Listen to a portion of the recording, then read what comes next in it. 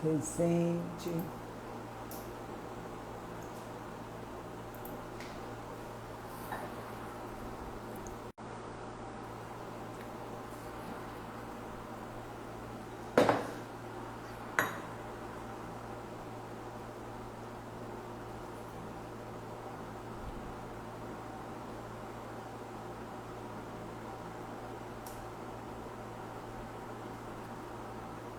Alô, galera, o pessoal chegando aqui. Obrigada. Estamos começando um projeto novo, Prociando sobre Gestão com a Sandra. Vou fazer em várias plataformas, porque acho que é importante a gente ir buscar novos caminhos, né? A gente ir buscando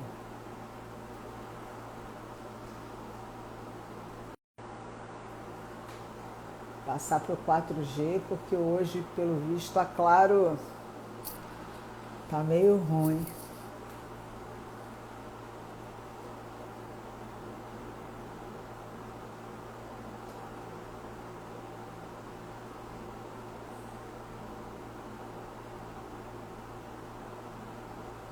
Cadê o Roberto?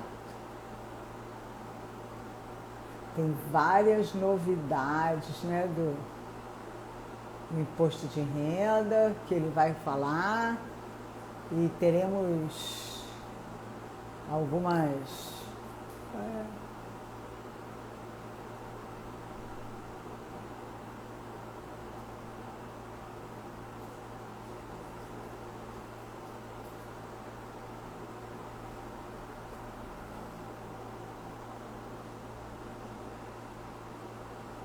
porque tem umas plataformas novas. Estou aí com uma. Hoje tem Clubhouse. Semana passada, na terça-feira, eu fiz. Na quarta-feira, eu fiz Twitter, Space, que agora eu tenho um espaço lá no Twitter. E hoje me convidaram para participar do Clubhouse com um debate sobre projetos. Então, estou bem lá. Deixa eu ver o que aconteceu aqui com...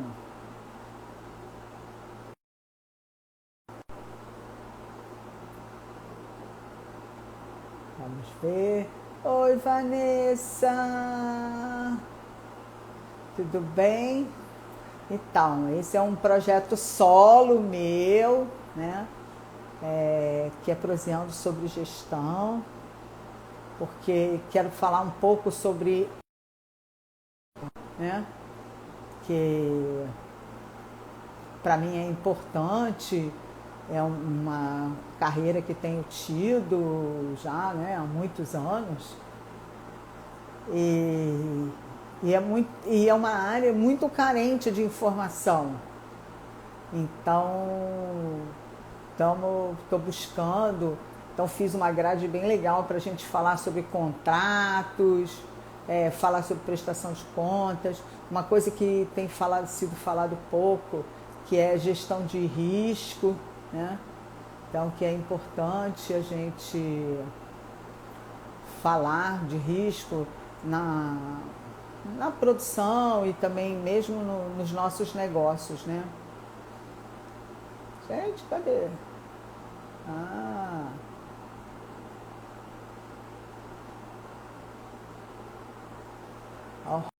o Roberto é sensacional, ele é contador. Agora Alô? foi, não estava indo, não sei por quê. É, eu vi que você não estava conseguindo, que você estava, mas você não estava. Eu não sei, não aparecia aqui. Aí eu saí, fechei tudo, abri de novo, aí apareceu. Ah, que bom. Aquelas coisas da informática moderna, né? Hein? Aquelas coisas da informática moderna. Ah, isso não tenha dúvida. Não, e eu estava dando aula ainda há pouco, porque eu estou com uma parceria com o CCJF. E aí ficou. Deixa eu chegar para trás um pouquinho. Eu estou com um projeto em parceria com o CCJF, né, que é o Centro Cultural da Justiça Federal aqui do Rio, e a gente tem feito algumas coisas juntos. Assim fica melhor. Para vocês verem meu cachorrinho atrás, do Romero Brito.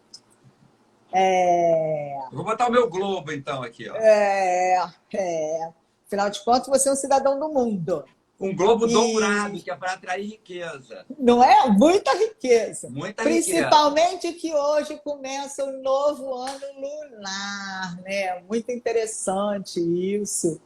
A gente, né? Esse dia foi um dia, assim, muito legal. A gente gosto muito de conversar com o Roberto para a gente falar sobre isso. E aí, Roberto, estava falando para as pessoas que esse é um projeto solo da Sandra, que é Proseando sobre Gestão com a Sandra, e toda terça-feira vou receber alguém, não só aqui no Instagram, mas também nas outras plataformas que tenho trabalhado, que é o Twitter do Space, que eu finalmente consegui uma salinha no Twitter, e no Clubhouse, que eu acho que a gente tem que falar sobre gestão, sobre imposto de renda, principalmente uma coisa que tem me chamado muita atenção é na área que eu mais tenho atuado, que é a questão da prestação da gestão cultural, né?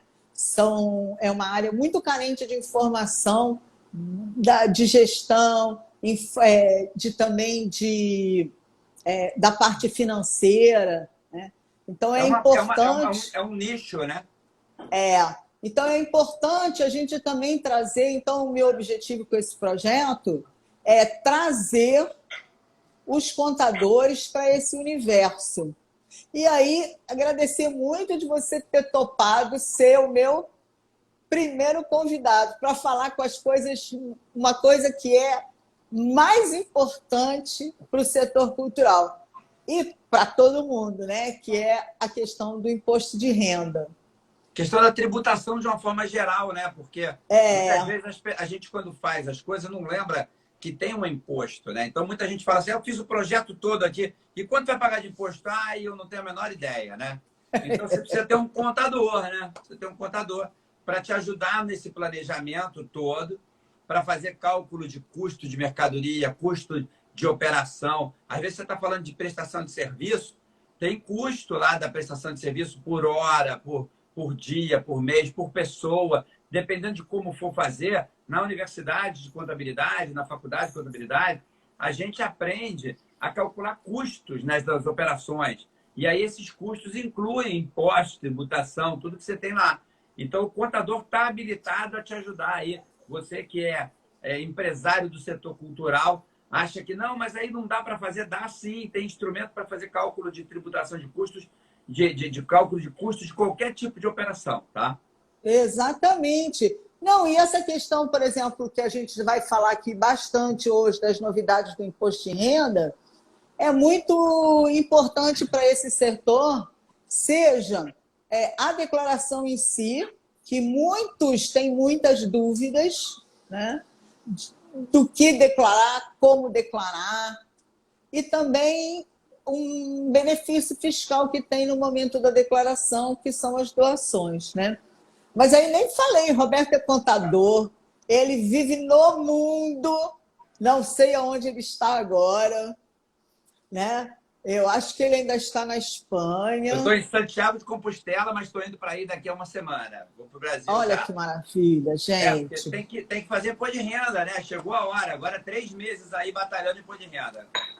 Exatamente. E aí, queria que você contasse primeiro quais são as novidades que já tem aí do imposto de renda, para a gente depois falar de doação e falar também do curso que o Roberto vai fazer, que eu também vou fazer e recomendo a todo mundo. Vamos lá, a bola está com você. Quais são as novidades? A principal novidade é a falta de novidade, né? Vou dizer assim, porque a gente esperava que tivesse tabela nova, aumento da tabela para esse ano, redução dos impostos, que ia mudar a tributação lá do pessoal da Bolsa, que ia mudar a tributação dos lucros das distribuições das empresas. Tudo aquilo que a gente falou, que passou na Câmara, agora o Senado abraçou e falou, não vai passar nada por aqui. Então, a novidade aquela novidade toda que você falou, que todo mundo falou, que pô, agora não aconteceu, não vai rolar. Para esse ano não ficou nada feito, ficou tudo para o ano que vem. Vamos esperar para ver se passa, quando passa e como passa. Por enquanto, porque a gente tem uma completa falta de novidades, um horror, porque a tabela é a mesma desde 2015, está 150% defasada, né? Vamos passar mais um ano com essa tabela defasada, sem poder fazer nada com isso. Então, realmente, a novidade é ruim, que é a falta de melhorias, falta de... A gente vê que hoje a tabela deveria estar em 4.500 por mês de salário de isenção, né? E está em 1.903 ainda, quer dizer, são 150% de defasagem que a gente tem hoje na tabela. É um absurdo, tá? É um absurdo que esteja tão defasada, porque isso prejudica exatamente os mais pobres, os que mais necessitam. Cobrar imposto de renda de uma pessoa que ganha 2 salários mínimos, que já são R$ 2.500, é um absurdo. Não se fala disso em nenhum país civilizado na face da Terra. De uma pessoa que tem um salário mínimo e meio, quase pouco mais de 2, já tem que estar pagando imposto de renda. Entendeu? Então, assim, é um absurdo. E a gente está vendo isso acontecer porque tentou-se fazer diversas mudanças e não passou nada, está tudo parado. Um lado vai, o outro não quer, e eles têm que fazer acordos mancomunados aí para poder passar alguma coisa que possa ajudar o pobre coitado do trabalhador. Então, realmente, a novidade é a falta de novidade. É tudo mais do mesmo. Mas diz uma coisa, Roberto. Você acredita que o Senado volte atrás e aprove a tabela e isso possa valer ainda para esse ano? É impossível. Porque, tecnicamente, se eles fizerem, vai ter um monte de gente entrando na justiça porque é inconstitucional o imposto valer dentro do próprio ano. Entendeu? Então, não tem jeito. Isso vai para o ano que vem. O que eu entendo na minha cabeça é que eles vão esperar passar essas eleições para ver quem é o novo presidente. Porque, dependendo de quem ganhe, se ganha a esquerda, essa tabela vai para um lado. Se ganha a direita, vai para outro lado. Se ganha um centrão, pode ter um mix disso aí. Então, a gente não sabe quem vai ganhar a eleição, eles também não, né? Vai depender aí da gente votar, obviamente. Então, dependendo de quem ganhe, essa tabela pode ir para um lado ou para o outro. E eu acredito que o pessoal não quer se queimar, entendeu? O pessoal quer ter fogo para queimar. Então, pode ser uma chance que a gente tem, é que eles pensem assim, vamos fazer essa aprovação de corrigir a tabela 150% para o povo ver que a gente fez uma coisa legal e votar na gente, aí vai que alguém leva isso aí para as cabeças e consegue aprovar nesse intuito, entendeu? Entendi. É a única chance. Existe alguma possibilidade na legislação que essa tabela do imposto de renda fosse corrigida, por exemplo, por uma medida provisória? Ela pode ser corrigida por uma medida provisória, mas, tecnicamente, ela é inconstitucional, porque o regime de apuração de imposto anual para imposto de renda está na Constituição. Então, ninguém pode ir contra a Constituição. Teria que ser uma coisa bem complicada aí, aprovar uma emenda à Constituição que permitisse isso. É um esforço muito grande, não acredito que isso passe. O que eu torço para que aconteça, Sandra, é que eles aprovem uma tabela que corrija, por exemplo, 150%, vai passar para 4.500 de isenção, que seria o ideal. Porque até agora o que o Bolsonaro colocou lá naquela proposta era 2.500. É uma questão muito pequena. 2 salários mínimos só. Eu acho que no mínimo tinha que ser 3 salários mínimos. No mínimo tinha que ser 3.600, 3.700, para pelo menos 3 salários mínimos estar isentos, como era quando ela foi lá em 2015. Quando ela foi criando. Tá? 3 salários mínimos não pagava imposto, agora paga, é um absurdo. Então, eu acho que 3.600 era o mínimo necessário para estar lá na tabela. E automaticamente corrigir a tabela no mesmo percentual de aumento do salário mínimo, entendeu? Então, é mesmo. Aí todo ano, quando corrige o salário mínimo, corrige automaticamente a tabela. Isso era o mínimo de se esperar do governo, né? Que fizesse uma tabela que favorecesse o mais pobre. Isso aí que eu imagino. Não, e tem uma questão, né? Que várias vezes a gente discute assim, a correção da tabela do imposto de renda. Aí as pessoas viram e falam assim, mas aí eu vou pagar mais imposto. E, na verdade, não é isso, né? É difícil a gente explicar para as É pagar pessoas assim. menos imposto, né? A ideia é essa. Exatamente. Agora, mesmo sem grandes novidades, tem o arroz com feijão, né? Tem. Que é o Esse tem. caso, por exemplo, uma coisa que me chamou muito a atenção, que estou vendo aí em vários lugares, e você é especialista nisso, a questão do blockchain, né? Os investimentos em bitcoins da vida. Como é Sim. que está isso? Vamos lá. Blockchain, né, que são as coisinhas que estão acontecendo hoje em criptoativos, tá? Todos os criptoativos, isso aí vale para todos eles. Coisas que estão acontecendo, e tem gente aí operando outras coisas também bem complexas, tá? Que é Forex, que é investimento em moedas fora do Brasil, que opera na Austrália. Tem gente Não. operando aí um negócio chamado IQ Options, que é quase que uma aposta de cassino. Deu sim, você ganha, deu não, você perde. Aquelas coisas assim, sabe? Vermelho e preto da roleta, é isso aí. Então, é um troço bem Nossa. complicado. Tem gente, essa garotada aí tem ganhando dinheiro com jogos, com criptoativos, né? O cara joga, ganha dinheiro, tem uma garotada ganhando 5, 10, 20 mil reais por mês, jogando jogos em criptoativos. Tudo isso aí, pessoal, é tributável, tá? Não, mas não tem lei para tributar Bitcoin, não. Não tem lei para tributar criptoativo. Tem lei para tributar ganho de capital. Se a teu capital, o patrimônio que você tinha, aumentou, isso é tributável. Não se tributa o bem esse ou o bem aquele, ou vender um carro, vender um apartamento. Você tributa o aumento de patrimônio da pessoa, aumento de capital que a pessoa teve. Você comprou por 100, vendeu por 120, tributa esses 20. Isso é ganho de capital que é tributável. A diferença entre o preço da compra de um bem e o preço da venda de um bem. Isso é assim para a pessoa física. Na pessoa jurídica é diferente, né? Ela tem lá o patrimônio dela, vai apurar lucro, ganhou dinheiro, perdeu dinheiro, teve despesa. É completamente diferente, tá? Mas na pessoa física, você comprou por 100, vendeu por 130, tributa os 30 de ganho de capital lá no programa de ganho de capital. E o criptoativo, os nossos blockchains, seja NFT, seja criptoativo, seja criptomoedas, seja ganhos em jogos, seja mineração de criptoativos, tudo isso aí é tributável, tá? A mineração, Sandra, tem uma tributação aí, até que o pessoal confunde muito, porque quem minera, né? O pessoal que é minerador de Bitcoin, que faz minerador?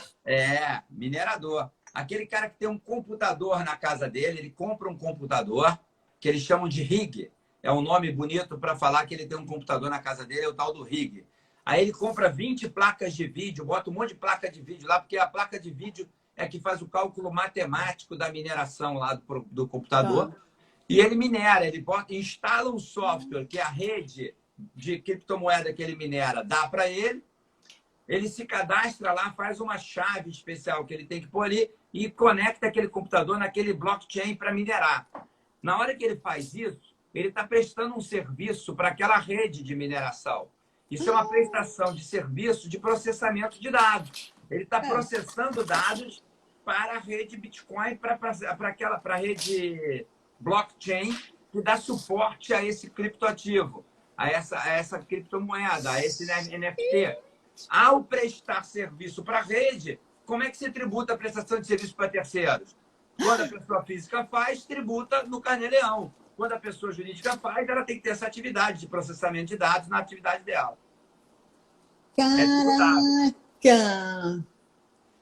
Uma nova modalidade de trabalho. É um trabalho remoto que feito por um equipamento que você tem. É a mesma coisa que dizer assim, eu tenho lá um computador que eu boto lá um software da Microsoft e eu vendo lá uma pessoa que está lá, precisa de um computador remoto, ele usa o meu computador quando ele vai acessar. E ele me paga por mês lá um valor. Não é a mesma coisa? É a mesma coisa. É a mesma coisa. Gente, que loucura! Não tinha pensado nisso. E uma coisa também, então aí se tributa normalmente no ganho de capital, você entra lá lá na Receita e você faz o ganho de capital. Quando você ganha capital em criptoativos, quando a diferença entre preço de compra e de venda, sim. Quando fala de mineração, aí é Carnê-Leão. Tem que entrar lá no site da Receita e preencher o Carnê-Leão. Nossa, você tem que fazer duas coisas, porque eu posso trabalhar com as duas coisas. Não só pode, como quando você minera, olha só o detalhe. quando você minera, você minerou lá, ganhou um Bitcoin. Vamos supor que você ganhou um Bitcoin. Bitcoin vale 300 mil reais, né? Lá, um número grande. Você ganhou aquilo, mas tá lá em Bitcoin. Você ganhou e ele ficou em Bitcoin. Você não vendeu ele, ficou lá em Bitcoin. Aí tem gente que acha que não vendeu, não tem que pagar imposto. Claro que tem. No momento em que você minerou e recebeu, foi um pagamento. É o mesmo que alguém te pagar um salário. Aquele dinheiro que te pagaram, tá? Aquele dinheiro que te pagaram é o seu salário por prestar o serviço de processamento de dados para a rede e tributável no Carnê-Leão naquele momento. E se você não vender aquele criptoativo nesse momento, ficar com esse criptoativo mais tempo, quando você vender, ele saiu de 300 mil para 310, aí tem um ganho de capital entre o momento da aquisição, que foi quando você recebeu ele em pagamento, e o momento da alienação, que é a venda que você fez, ou a troca por outra moeda, não importa. Alienar é dar, trocar, vender, pagar alguma coisa com esse negócio, é deixar de ser dono. Deixou de ser dono, você alienou. Nesse momento, apura o ganho. Apurou quanto? 10 mil. 15% de imposto, paga e acabou. Então, só o minerador, se ele na hora que recebe não vende imediatamente, fica com ele algum tempo e depois vende, ele tem que apurar Carnê-Leão no recebimento. Este valor que ele usou no Carnê-Leão de recebimento é o preço de aquisição. No momento em que ele alienar, que ele vender, dar, trocar, ele tem que apurar o ganho, né, da diferença entre compra e venda e pagar o imposto de ganho de capital. Então, o próprio minerador já tem as duas coisas. Nossa, uma outra coisa, já que a gente está falando de ganho de capital, é uma coisa que percebi que está acontecendo muito, né? As pessoas, nessa questão da pandemia, que tinham alguma especialização, uma especificação, elas começaram a fazer cursos cobrando. Qual a recomendação para essas pessoas? Todas as pessoas que têm infoprodutos, que um curso digital é um infoproduto, como o que eu tenho, eu dou curso de tributação de investimentos, eu dou curso de tributação de criptoativos, eu dou curso de imposto de renda, que é esse que está aberto agora, tá? Inclusive, quem tiver interesse em fazer o curso de imposto de renda, que a Sandra falou aí no início, é só entrar aí no meu perfil, roberto.campos.contador, e lá no meu perfil tem o link para o curso. É só entrar lá, se inscrever no curso, tá? Então, nesse curso, é um infoproduto. Ele está lá online, na internet, e eu vou vendendo. Todo mês eu entro lá, tiro uma relação que o próprio site me dá, no Hotmart, por exemplo, ele baixa uma planilha para mim. Aquela planilha eu vou emitir as notas fiscais todas daquele mês, né? Eu vou emitindo a medida diariamente, conforme vai fazendo, vou emitindo as notas. Aquelas notas todas que eu fiz, eu confiro com aquela planilha se está tudo certinho e vou pagar o imposto de prestação de serviços, que eu sou educador, eu sou professor. Eu tenho uma empresa, nesse site eu botei uma empresa que está no Simples para pagar menos imposto, né? O infoprodutor pode fazer empresa no Simples. Então, eu monto empresa e faço contabilidade disso também, entendeu, Sandra? Eu tenho uma empresa de contabilidade que faz contabilidade de infoprodutos, de criptoativo, pessoal que é minerador. É mais barato montar empresa para minerar na empresa do que na pessoa física, porque o Carnê-Leão paga 27,5% na pessoa física e na pessoa jurídica vai pagar menos. Mesmo que faça no lucro presumido dá 15%, 16%, não dá 27,5%. Então, vale a pena montar uma PJ. E aí eu tenho uma equipe, eu tenho 8 pessoas hoje que trabalham para mim. Muitas delas estão comigo há mais de 20, 30 anos, tá? E elas fazem esse trabalho de contabilidade dessas atividades. Aí, infoproduto é uma delas.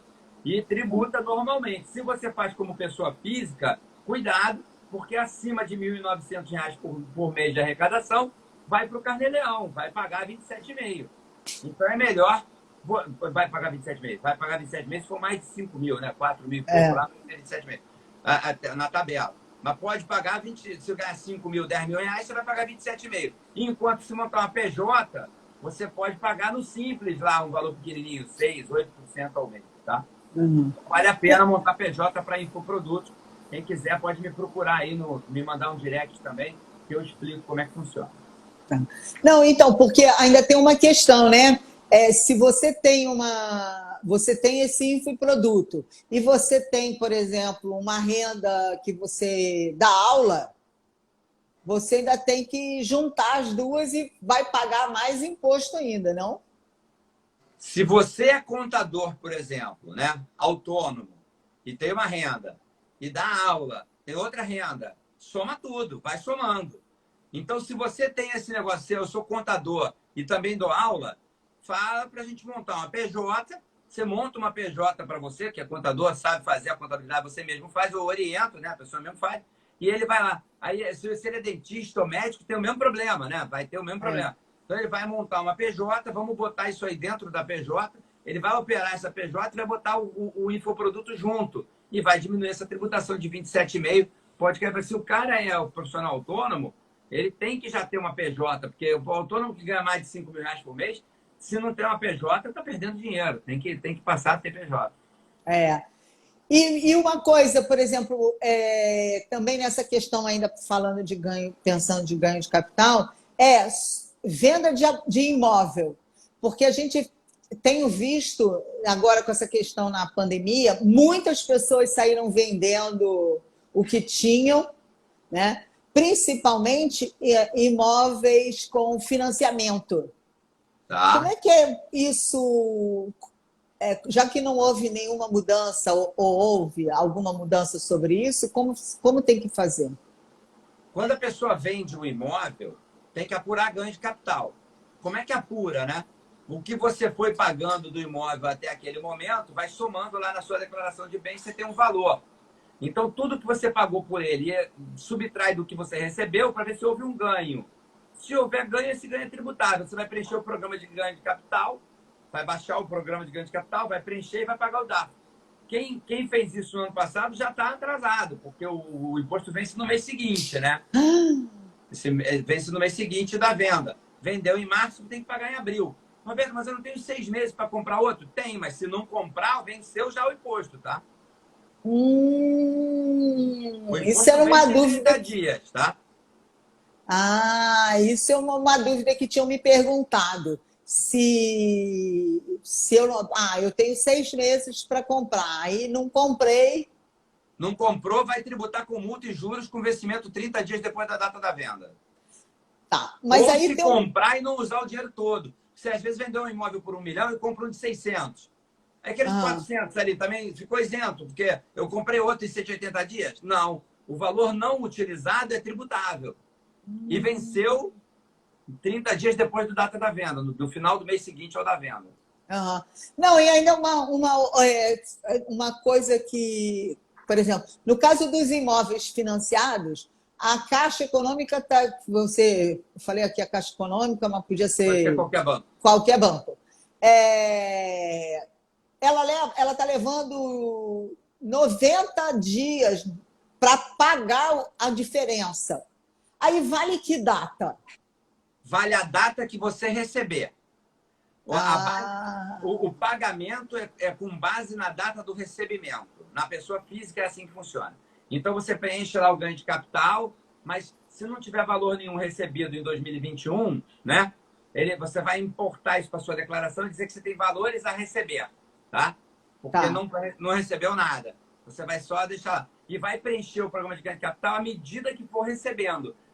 Se você parcelou em 3 vezes, recebeu 50% agora e mais 3 parcelas ou 4 parcelas de 12,5%. Você vai pegar isso e vai ir declarando na medida que for recebendo os valores e vai vencendo no final do mês seguinte ao de cada recebimento. Entendi. Tá. Aí uma outra coisa que me mandaram de pergunta sobre, por exemplo, maioridade. A minha filha, a filha da pessoa, minha não, porque eu nem tenho filho. A filha da pessoa fez 18 anos e começou a estagiar. Mas ela é dependente e recebe pensão. O que a gente faz com essa criança? Que não é mais criança, né? Ela agora é uma jovem. Eu diria para você o seguinte, nesses casos, sempre é bom simular. Porque às vezes a pessoa está estagiando, o valor é muito pequeno, às vezes o estágio é isento, tá? Então depende muito da forma como ela recebe, se ela está recebendo esse dinheiro tributável ou não. Se ela recebe através de uma bolsa de estudos que não é tributável, que é isenta, então dá para deixar ela como dependente, porque não vai aumentar o teu imposto.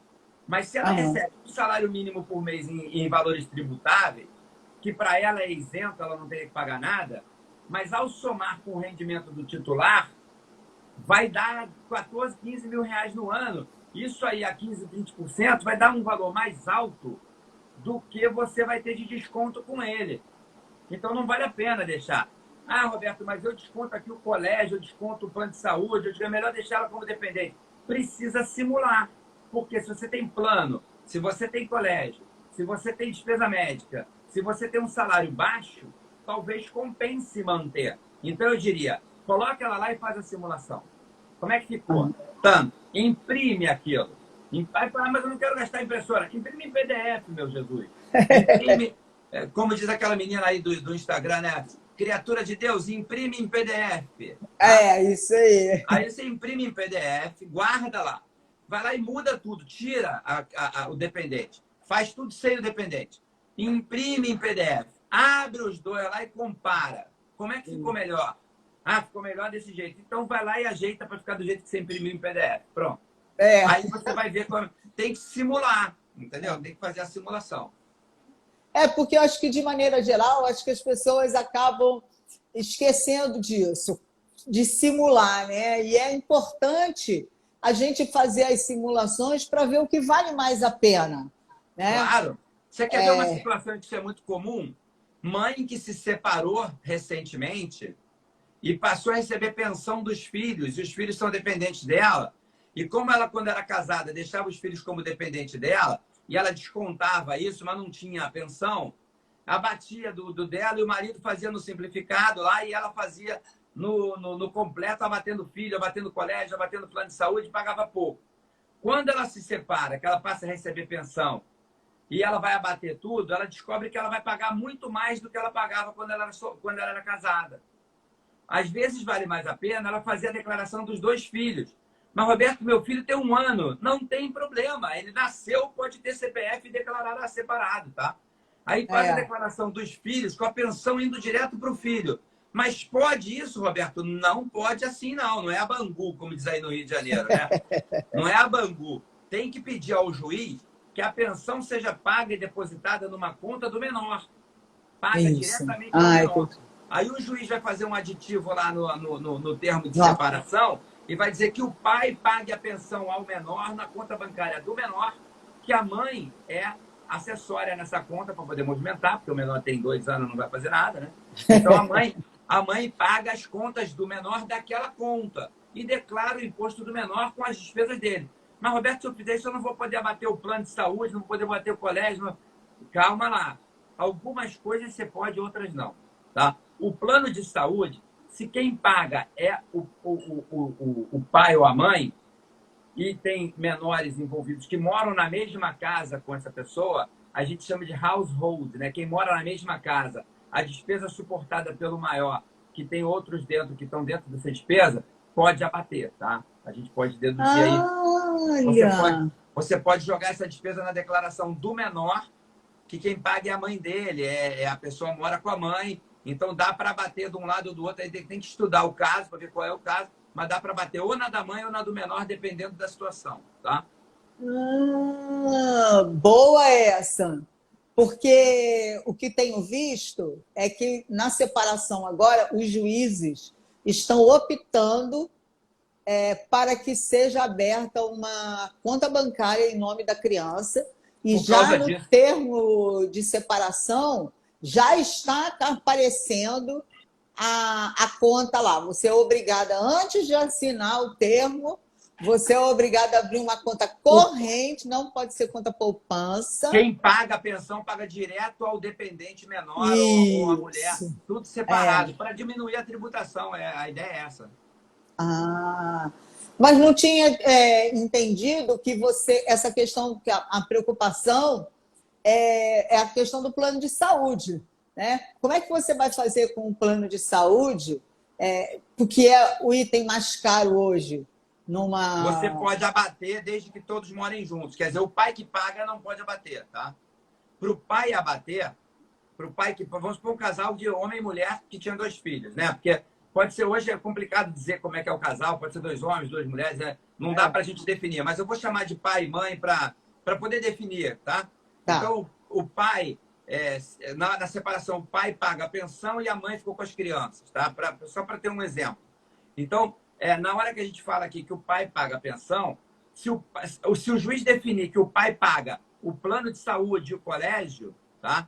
O juiz tem que explicar o que é pagamento da pensão. Se o juiz disser que o pagamento do colégio e do plano de saúde faz parte da pensão, é obrigatório, é a pensão que ele paga, ele pode deduzir isso como pensão. Tem lá instrumentos para fazer, tá? Aí ele vai deduzir isso lá nos custos dele, que é suportados por ele. Se não, ele não pode, aí vai para os filhos. Então, é melhor, nesse tipo de acordo, deixar a pessoa que recebe a pensão pagando, porque ela vai poder abater com certeza, porque as crianças moram com ela, tá? Com a pessoa que recebe, seja o pai, que se forem 2 homens, né? Um deles ficou com as crianças, ou tem guarda compartilhada. Um deles vai ser o que paga a pensão, porque é quem ganha mais dinheiro. Ah, não, aqui ninguém paga nada para ninguém. Então, nós não temos essa discussão. A discussão é desnecessária, né? Mas se um ganha mais que o outro e ajuda a suportar as crianças, tem um pagamento de pensão. Quem paga, paga só dinheiro. Abate tudo do custo dele, porque dinheiro abate. Tá? E quem recebe fica com todas as despesas para poder declarar das crianças separadas e poder abater. Entendeu? Entendi. Porque isso está bem. Tenho visto essas coisas, muitas discussões na internet, que isso está sendo bem confuso, né? Com essa questão das separações. Você ter quem fica com o quê, né? Quem paga o quê daquela criança. E muitas vezes, mas essa dica sua de pedir para o juiz colocar no acordo de separação a obrigatoriedade, isso facilita para a declaração. Tecnicamente, se não estiver escrito no acordo, não tem validade perante a Receita Federal para efeito de dedução, tá? Tem que estar no acordo, senão não vale. Entendi. Porque, por exemplo, o que tem acontecido também, perguntando essa questão do plano de saúde? Porque alguns planos de saúde de empresas não estão possibilitando colocar os filhos. Se o juiz ordenar, é obrigatório. Mas Se o juiz disser assim, olha só, o plano é da família, aqui tem marido, mulher e 2 filhos, separou? Não, mas não pode separar, que esse plano não existe mais. Se o juiz ordenar para o plano de saúde, separa, que eles se separaram, você vai separar aí também. É obrigatório, o juiz mandou, tem que fazer. Olha! Tem que pensar nessas coisas todas na hora de pedir. Quem pede... Eu fiz direito também, tá, Sandra? Eu sou contador, mas eu também fiz faculdade de direito, tá? E o meu professor de direito civil falava assim, quem pede mal, paga 2 vezes. Tem que saber pedir. Então, na petição, que é o pedido inicial, o advogado precisa pedir as coisas bem feitas. Precisa pedir que se separe as despesas, precisa pedir que o juiz determine que se abra a conta no nome dos menores para receber os valores, que a mãe vai poder passar a declarar separado para não tributar no nome dela. Precisa fazer tudo isso. Olha, isso mesmo, né? E pedir na justiça direito é sensacional, né? Mas é sempre muito complicado, porque você tem advogados e advogados, né? E aí isso é sempre confuso. Agora, Roberto... Mas essa é outra frase que eu aprendi no curso de Direito. Quem paga mal, paga 2 vezes. Então, pagar o mal profissional é pagar 2 vezes. Exatamente. Aí uma outra coisa, Roberto, essa questão também, por exemplo, a questão do inventário. Como é que é a tributação quando a gente termina um inventário ou não termina o inventário? Vamos lá. Quando uma pessoa faleceu, o falecido, a gente chama tecnicamente de decujos, né? A Receita tem essa expressão, o decujos, né? Quando o falecido faleceu, naquele momento, se cria o que a gente chama de o espólio da pessoa, tá? Então, a pessoa falecida, ela não existe mais. Então, tudo que ela tinha se transforma no chamado espólio, tá? O que é espólio? É tudo que ele tinha. O patrimônio todo que ele tinha é o espólio dele, tá? Então, mas eu já herdei, meu pai morreu, agora é meu. Não é seu enquanto o juiz não disser de quem é. Só é dos herdeiros quando o juiz bater o martelo e disser assim, tá aqui a sentença do inventário, você é dono de tanto por cento disso, você é dono daquilo, você é dono daquilo, ele vai dizer quem é o quê. Enquanto ele não fizer isso, por exemplo, os imóveis que estão alugados no nome do falecido, são do espólio. Tem que depositar na conta do falecido. Ah, mas aí a mulher dele, que é casada com ele, ou o parceiro, seja quem for que é casado com o depois, né? Que estava com uma conta conjunta, está gastando o dinheiro. Para gastar, precisa da autorização do juiz. Ela não pode usar o dinheiro que não é dela.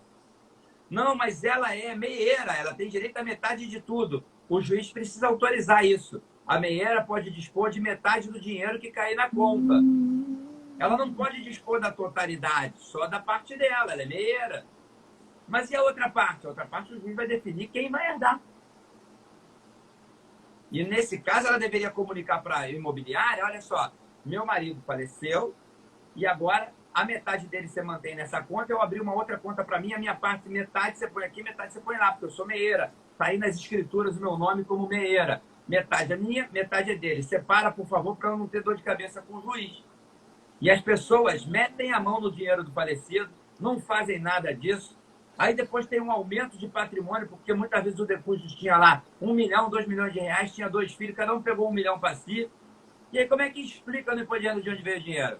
Ah, mas se eu botar no inventário, eu vou ter que pagar muita coisa. Se não botar, vai ter que pagar 27,5, porque a Receita vai te cobrar. De onde apareceu 1 milhão de reais? Do nada, assim, ó. Caiu do céu. Caiu do céu, assim, ó. As pessoas não pensam que na hora que aumenta o patrimônio na declaração de imposto de renda, isso é renda tributável. E para a Receita é renda sem fonte, 27,5, meu amigo. Não, e a Receita tá cruel, né? Ela, caraca, ela Sandra, eu anda agora fiscalizando tudo. O que eu mais tenho feito recentemente eu participo do grupo da Holding Patrimonial do Márcio de Sá, né, que ele fez o grupo aí Holding Patrimonial Brasil, que é um grupo muito legal de advogados e contadores que participam disso. O que eu mais tenho feito é isso para resolver esse tipo de problema. Então, quando a pessoa já está com uma certa idade, o que ela faz? Ela monta uma holding patrimonial, uma PJ, bota o patrimônio todo lá para dentro, doa as cotas para os herdeiros e fica com os usufrutos daquilo. Então, enquanto ele for vivo, ele pode comprar, vender tudo dentro dessa empresa, aí ele tem o dispor dele, porque ele tem o usufruto da empresa. Então, o que está lá dentro, ele vende imóvel, compra imóvel, troca para outro. Mas as cotas já estão no nome dos herdeiros. Quando ele falece, automaticamente os herdeiros já ganham aqueles bens. Não tem que abrir inventário. No dia seguinte, eles já estão operando como donos da empresa, entendeu? Essa é uma boa. Mas você tem um mínimo de patrimônio que vale a pena abrir uma holding? A partir de 500, 600 mil reais já vale. Por quê? Porque se tiver que abrir um inventário, vai gastar 100 mil reais. Só de taxas, advogado, custos judiciais, imposto de transmissão. Se tiver um imóvel, quem tem um imóvel de 600, 700, 800 mil reais onde mora a família, e uma casa de praia lá de 200, 300 mil reais, algum investimento no banco, um carro, você já está falando de 1 milhão de reais. Isso aí, em termos de números, são 200 mil que você vai gastar de taxa. E só de ITCMD, 8%, né? Já são 80 mil. Aí o advogado cobra 4%, mais 40%. Aí vem as taxas do cartório. Vem os registros todos que tem que fazer. Ele vai gastar 200 mil reais. Aí vai ter que vender a casa de praia para pagar o inventário. Essa da holding patrimonial é uma boa. É uma boa ideia. É uma boa ideia. Mas e aí a Receita Federal está de olho nessas holding patrimoniais? Para a Receita Federal isso não é um problema. Por quê? Porque para a Receita Federal o ITCMD não entra.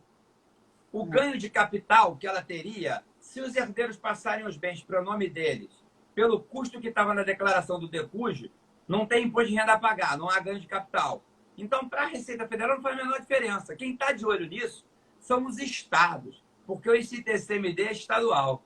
E eles estão perdendo esse dinheiro. Então, os estados estão brigando e esperneando, mas é inconstitucional impedir, porque está no artigo 156 da Constituição, que uma pessoa física pode botar seus imóveis dentro da holding patrimonial sem pagar o ITCMD, sem pagar o ITBI. Isso está lá na Constituição.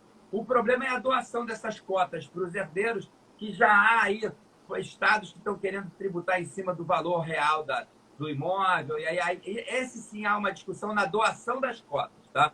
Mas na parte, ainda que você tenha que pagar o ITCMD da doação das cotas pelo valor total, Num caso desse que ele falou de 200 mil, sairia só pelos 80 do ITCMD. Os outros 120 você economiza. Agora, imagina uma pessoa que tem um patrimônio de 8, 10, 20 milhões. Nós estamos falando aqui de 1 milhão ou 2 de pagamento, que poderia sair por 300 ou 400 mil de ITCMD, né? E pronto, está resolvido. Você economiza 1 milhão ou 2 aí, entendeu? E já imagina quanto custaria o tempo que leva fazer um inventário e avaliações desses imóveis. Tem que chamar avaliador. São 6 meses, 1 ano brigando por um inventário que no dia que a pessoa faleceu, no dia seguinte está feito, acabou o problema. Porque já foi previamente programado. O pai já definiu, os pais, né, o pai e a mãe, já definiram quem fica com o quê, já está estudado, já está tudo isso definido dentro da holding, entendeu? Fica muito mais prático. Eu acho que isso, ou se você tem um imóvel só, você já deixar um testamento feito para... O testamento vai abrir inventário e vai ter o mesmo custo, não muda nada. Em termos de custo, a patrimonial é extremamente mais econômica. Nós estamos falando aí de entre gastar num patrimônio de 10 milhões, você pode gastar 2 milhões, 3 milhões, dependendo de como fique justiça, custos, se os herdeiros vão brigar ou não vão, se vai ter prorrogação, se demora 2 ou 3 anos, vai ter um custo aí no mínimo de 20 mil reais, de 20%, que dá uns 2 milhões, tá? E se os herdeiros não tiverem, vão ter que vender os imóveis para pagar. É o custo.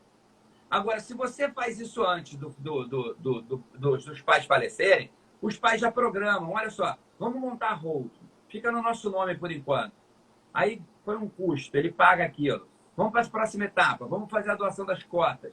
Aí doa as cotas, vai lá e paga o imposto de doação das cotas. Em vez de gastar 2 milhões, ele gastou 400, 500 mil. Mas esse dinheiro ele tinha, que ele vinha guardando, né? Não tem 2 milhões, mas tem às vezes 500 mil para fazer essa montagem. E aí resolveu o problema. Quando ele faleceu, os filhos não têm que coçar o bolso, está tudo feito.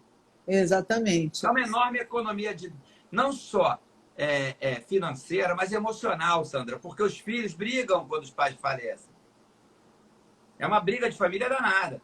E aí, quem vai ser agora o cara que manda na empresa? Quem vai ser o cara agora que vai tocar os negócios? Quando você monta a holding patrimonial, você já define quem vai ser o administrador na falta dos atuais, entendeu? Já está definido. Essa coisa Mas agora, só terminando, por que é interessante, talvez, um inventário, quando você não tem herdeiros diretos, né? Quando você tem só herdeiros indiretos. Aí talvez valha a pena fazer o inventário. Não faz muita diferença, porque você já pode doar as cotas para esses herdeiros indiretos também. Olha, boa, hein? Boa dica essa. Agora, uma coisa que me surpreende muito nessa questão da sucessão... Desculpa, deixa eu só te modificar a frase um pouco. Você está falando de herdeiros necessários. Né? Isso. Quando você não tem herdeiros necessários, você pode dispor de 100% do seu patrimônio. Você pode dar para quem quiser. Aí você pode doar essas coisas para quem você achar melhor, entendeu? Eu também acho. Acho que tem que pegar e doa já de uma vez e... Quem aí estiver ouvindo a gente e não tiver para quem doar, me liga que eu dou meu telefone, tá? Eu também. Tem um monte aqui. Mas é porque eu não tenho herdeiro. Eu não tenho filhos, né? Então eu tenho só irmãos e sobrinhos. Então... Aí, para que não briguem depois que você faltar, você já define quem vai receber o quê, entendeu? Já fica lá. Exatamente. É a mesma coisa que você fazer um testamento, mas você fez uma holding, entendeu? E aproveita para economizar o imposto sobre as locações dos imóveis que você tem, que sai mais barato também. Isso aí. Até parece. Gente, olha só tem um apartamento que eu estou pagando ainda. Vamos falar, porque senão todo mundo já está achando que eu estou rica. Não, estou não. Tô trabalhando mais, fazendo coisa mais de graça, mais gratificante. Mas outra coisa, que você falou, essa questão da sucessão, né? Essa sucessão de empresas e holdings familiares, como é que isso fica nessas declarações? Então, cada um recebeu, houve lá o inventário, dividiu tudo. Na verdade, funciona assim. Isso aí, em termos de declaração de imposto de renda, o meu curso abrange isso também, tá, pessoal? Então, quem tiver nesse caso, pode entrar aí, roberto.campos.contador. No meu perfil tem um link para comprar o curso.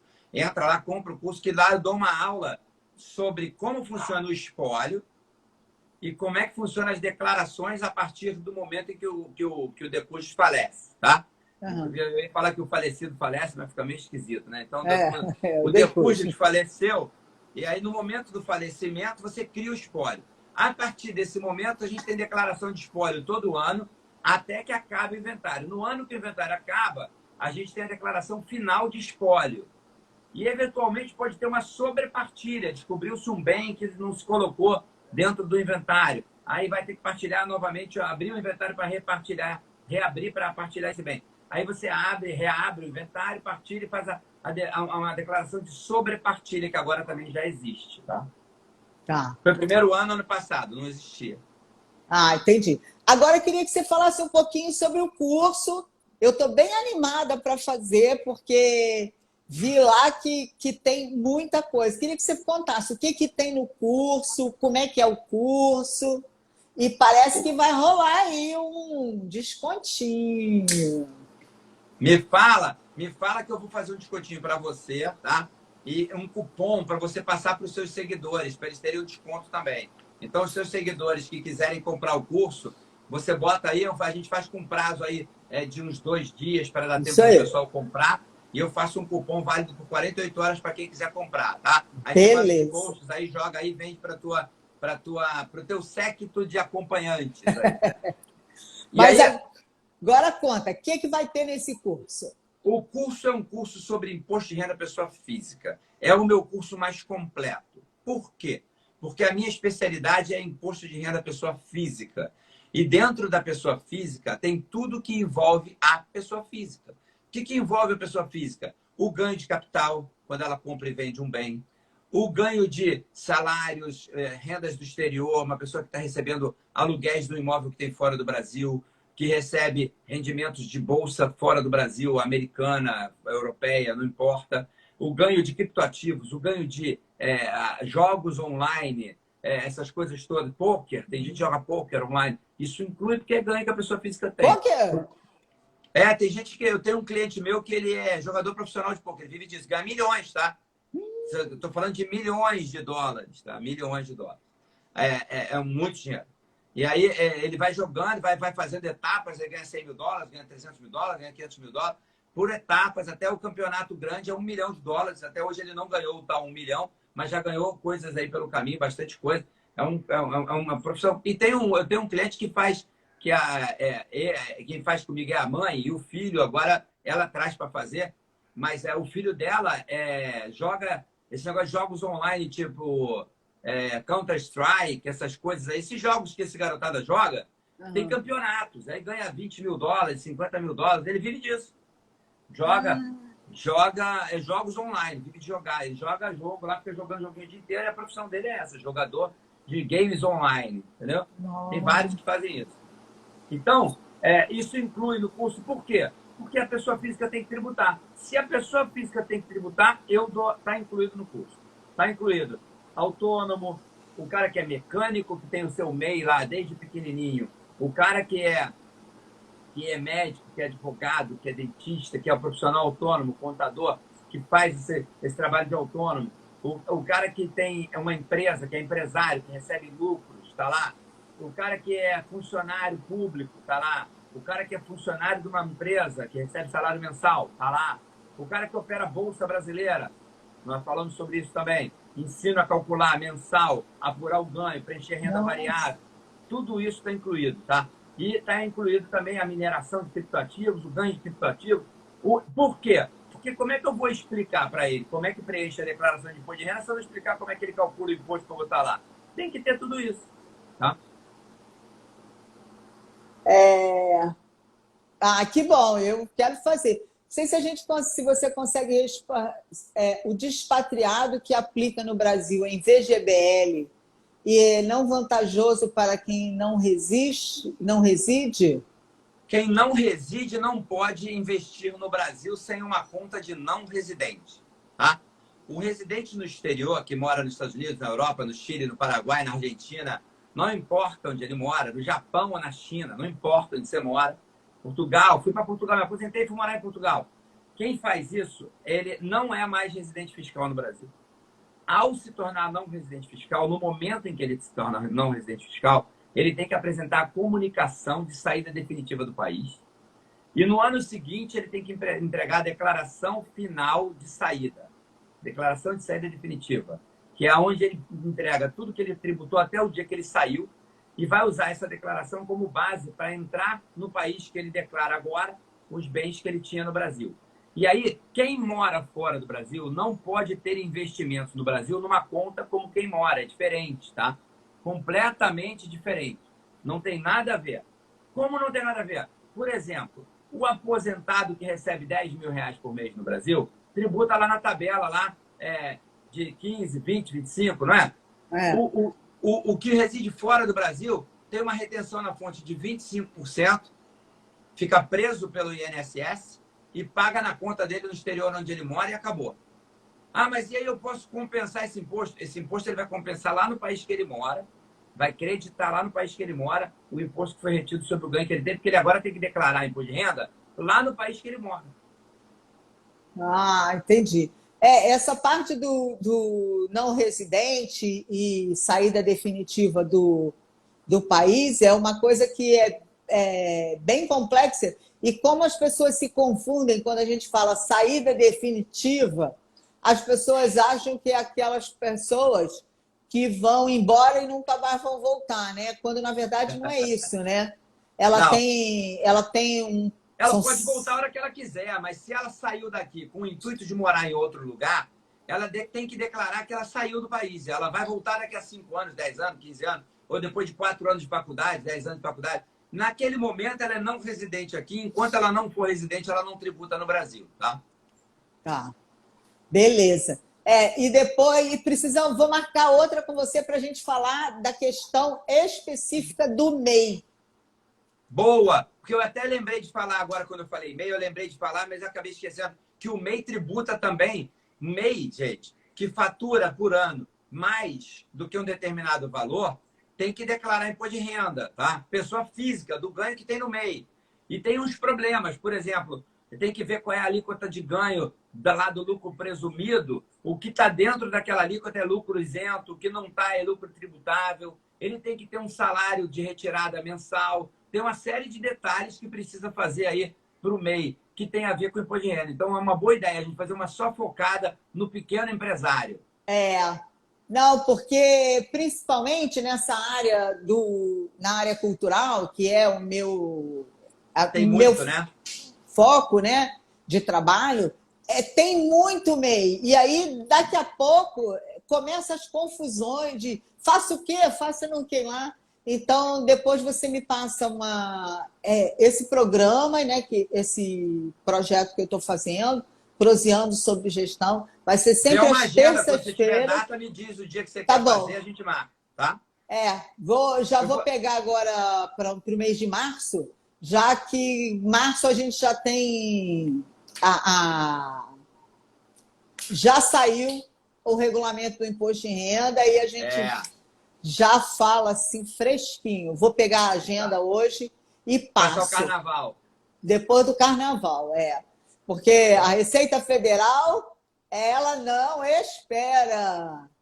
Não brinca em serviço. Não, e a gente tem também a questão da própria declaração do MEI, né? Porque, na verdade, as pessoas confundem que são duas declarações, né?